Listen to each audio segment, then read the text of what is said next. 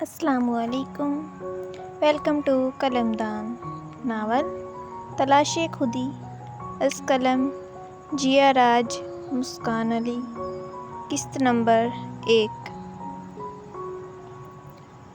صبح فجر کی اذان کے ساتھ سارہ کی آنکھ کھلی تو اس نے اپنے دائیں طرف دیکھا، حاشر سو رہا تھا۔ وہ اٹھی اور وضو کرنے واش روم چلی گئی۔ تھوڑی دیر بعد وہ واش روم سے باہر آئی تو اس نے نماز کے اسٹائل میں دوپٹہ لیا ہوا تھا۔ اس نے الماری سے جائے نماز نکالی اور نماز ادا کرنا شروع کی۔ نماز کے بعد اس نے دعا کے لیے ہاتھ اٹھائے اور اللہ سے دعا مانگنے لگی۔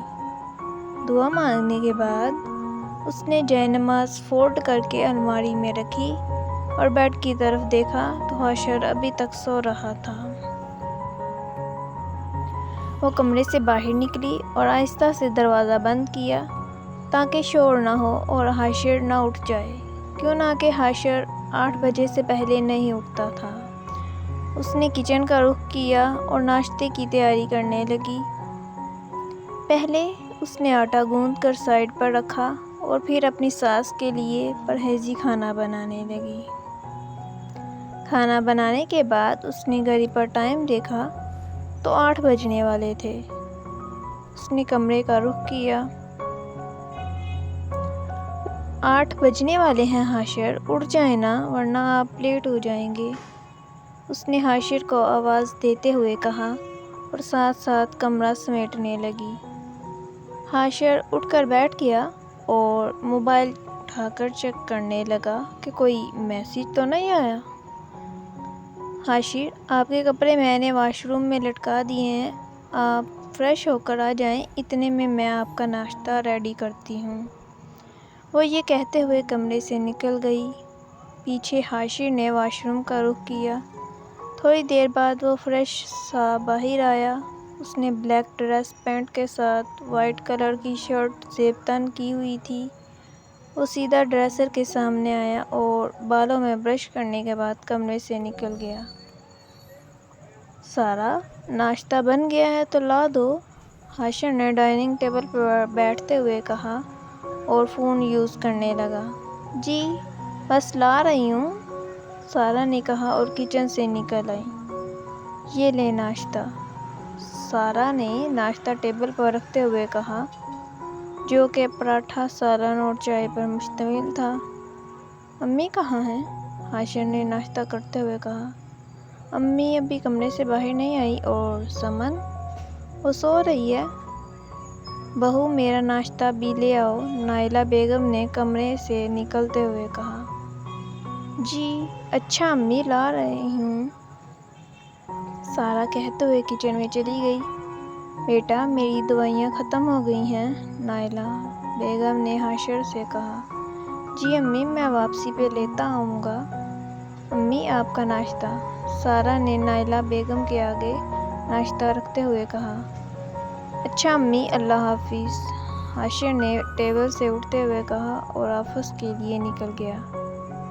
دانیال بیٹا، آ کر ناشتہ کر لو، سمرہ بیگم نے ناشتہ ٹیبل پر لگاتے ہوئے کہا۔ امی، آپ نے ناشتہ کیوں بنایا ہے؟ زویا کہاں ہے؟ بیٹا، تم بیٹھ کر ناشتہ کرو، سمرہ بیگم نے بات کو گھمانے کی کوشش کی۔ امی، بات کو گھمائیں نہیں، بتائیں زویا کہاں ہے؟ دانیال نے سنجیدگی سے پوچھا۔ بیٹا، وہ سو رہی ہے، امی نے آہستہ آواز میں کہا۔ آپ نے اسے اٹھایا نہیں؟ بیٹا، میں نے اسے اٹھایا تھا پر وہ نہیں اٹھی تو میں نے ناشتہ بنا دیا۔ کوئی بات نہیں، تم بیٹھ کر ناشتہ کرو، سمرہ بیگم نے معاملہ رفع دفع کرنے کی کوشش کی۔ ایسے کیسے نہیں اٹھی؟ یہ اس کی ذمہ داری ہے، آپ کی نہیں، میں ابھی اس سے پوچھتا ہوں، دانیال غصے سے کہتا ہوا اٹھا۔ بیٹا رہنے دو، میں نے بنا دیا ہے تو کوئی بات نہیں، بہو کو سونے دو، پر دانیال ان کی بات نظر انداز کرتا ہوا چلا گیا اور سمرہ بیگم سر پکڑ کر بیٹھ گئی، کیوں نہ کہ وہ جانتی تھی اب لڑائی ہوگی۔ دانیال جیسے ہی کمرے میں داخل ہوا، اس نے زویا کو سوتے ہوئے پایا۔ دانیال غصے سے آگے بڑھا اور زویا کے اوپر سے کمفرٹر اٹھا کر دور پھینکا۔ زویا اس بات پر گھبرا کر اٹھی اور معاملہ سمجھنے کی کوشش کرنے لگی، اور معاملہ سمجھ آتے ہی غصے سے چینخ اٹھی، اندھے ہو کیا؟ نظر نہیں آ رہا میں سو رہی ہوں؟ میرا ناشتہ کیوں نہیں بنایا تم نے؟ امی نے کیوں بنایا ہے؟ دانیال نے غصے سے کہا، اگر امی نے بنا دیا ہے تو کیا ہوا؟ اپنے بیٹے کے لیے بنایا ہے، کون سا احسان کیا ہے؟ پہلے بھی تو بناتی تھی نا؟ زویا نے لاپرواہی سے کہا۔